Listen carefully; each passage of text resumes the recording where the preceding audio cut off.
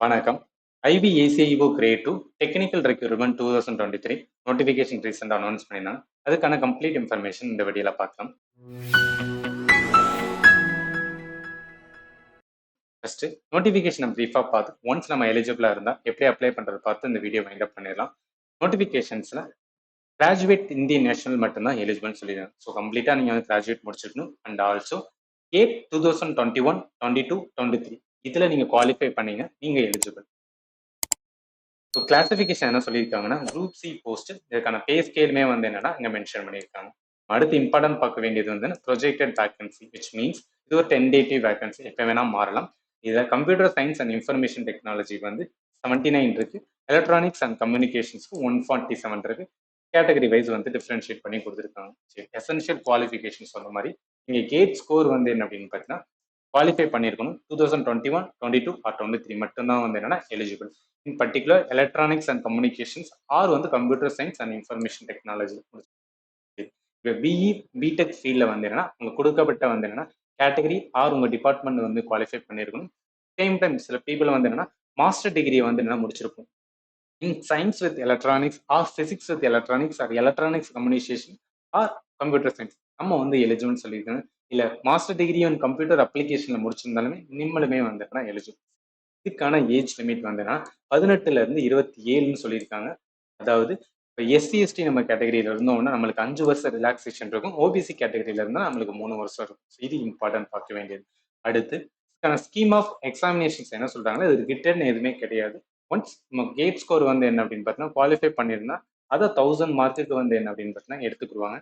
Plus நம்ம qualify பண்ண மார்க்கை வச்சு ஃபைனல் இன்டர்வியூ வந்து கண்டக்ட் பண்ணலாம். அதுக்கான மார்க் 175. அப்போ டோட்டல் 1175 மார்க் வந்து என்ன அப்படின்னு பார்த்தா இருக்கும். அதுல படிதான் மெரிட் லிஸ்ட் வந்து ரிலீஸ் பண்ணுவாங்க.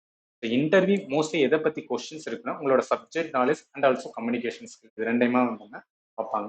சரி, எடுத்து செலெக்ஷன் ஆஃப் கேண்டிடேட் எந்த மாதிரி இருக்கும் அப்படின்னு பார்த்தீங்கன்னா பேஸ்ட் ஆன் த வேகன்சி. இப்போ கொடுக்கப்பட்ட வேகன்சில 10 டைம்ஸ் தான் வந்து என்ன பீப்புளை வந்து ஷார்ட் லிஸ்ட் பண்ணுவாங்க. எதுக்கு அப்படின்னு பார்த்தீங்கன்னா ஃபார் த இன்டர்வியூ. ஸோ அது வந்து என்ன இன்டர்வியூ டெல்லியில நடக்கும். Date and time of the interview உங்களோட மெயிலில் வந்து என்ன அப்படின்னு பார்த்தீங்கன்னா எல்லாமே இன்ஃபர்மேஷன்ஸ் கொடுத்துருவோம் அப்படின்னு சொல்லி இங்கே மென்ஷன் பண்ணியிருக்காங்க. அடுத்து இம்பார்ட்டன்ட் இன்ஸ்ட்ரக்ஷன்ஸ் டேட் பார்த்தோம்னா 23rd டிசம்பர் 2023 அப்ளிகேஷன்ஸ் விண்டோ வந்து ஸ்டார்ட் பண்ணுவாங்க. ஸோ 12th ஜனவரி 2024 வந்து last day to apply. So இதுக்கு முன்னாடி நம்ம எலிஜிபிள் இருந்தால் இதுக்கு முன்னாடி அப்ளை பண்ணிடணும். அடுத்து இம்பார்ட்டன்ட் பார்க்க வேண்டியது இதோட எக்ஸாமினேஷன் ஃபீஸ். அதுதான் வந்து என்னன்னா மேஜர் இம்பார்ட்டன்ட். ஸோ எக்ஸாமினேஷன் ஃபீஸ்ல என்னதான் ஆல் த கேண்டிடேட் வந்து என்னன்னா லைக் ப்ராசஸிங் சார்ஜா 100 பே பண்ண வேண்டியது இருக்கும். மேல் கேண்டிடேட் வந்து நம்ம ஜென்ரல் கேட்டகரியில இருக்கோம், இடபிள்யூஎஸ் அண்ட் ஓபிசி கேட்டகரி வந்து அந்த ப்ராசஸிங் சார்ஜோட எக்ஸாமினேஷன் ஃபீஸ் 100 பே பண்ணுறாங்க.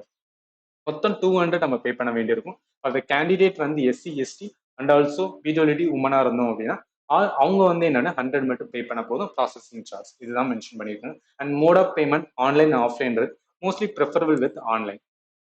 இதுக்கப்புறம் வந்து ஜென்ரல் இன்ஸ்ட்ரக்ஷன்ஸ் இதுக்கான இதெல்லாம் என்ன சொல்லியிருப்பாங்க அப்படின்னு பார்த்தீங்கன்னா எந்த மாதிரி டாக்குமெண்ட்ஸ்லாம் இருக்கணும் அதுக்கான சம் ஃபார்மெட்லாம் கொடுத்துருப்பாங்க. ஸோ அது வேணும் அப்படின்னு பார்த்தீங்கன்னா இங்கே கீழே செக் பண்ணிக்கலாம்.